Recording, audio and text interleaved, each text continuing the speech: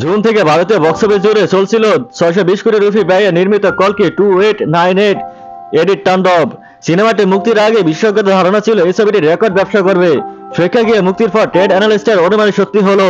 ছবিটি বিশ্বব্যাপী আয় করে প্রায় 1000 কোটি রুপি। নাগ আশ্বিন নির্মিত এই মহাকাব্যিক সিনেমাটি ওটিটি মুক্তির অপেক্ষা ছিলেন দর্শকরা, তবে খুব বেশি অপেক্ষা করতে হলো না। 22 আগস্ট থেকে নেটফ্লিক্সে দেখা যাবে প্রভাস দীপিকা অভিনীত এই সিনেমা। মহাভারত উল্লেখিত কুরুক্ষেত্রের যুদ্ধের দৃশ্য দিয়ে শুরু হয় সিনেমা।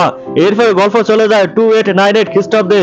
ওই সময় রুক্ষ শুল্ক শহর কাশী এই সিনেমার পটভূমি, যেখানে স্বঘোষিত ঈশ্বর রাজা সুপ্রিম ইয়াস্কিন একটি অত্যাধুনিক কমপ্লেক্সে থাকেন।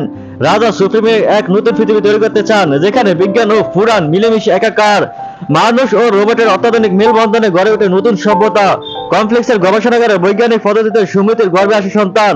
এই সন্তানকে বাঁচিয়ে রাখতে লড়াই হয় অশ্বত্থামা ও ভৈরবের মধ্যে। প্রবাসী দীপিকা ছাড়া অভিনয় করেছেন অমিতাভ বচ্চন ও কমল হাসান ও কলকাতার শাশ্বত মুখার্জি।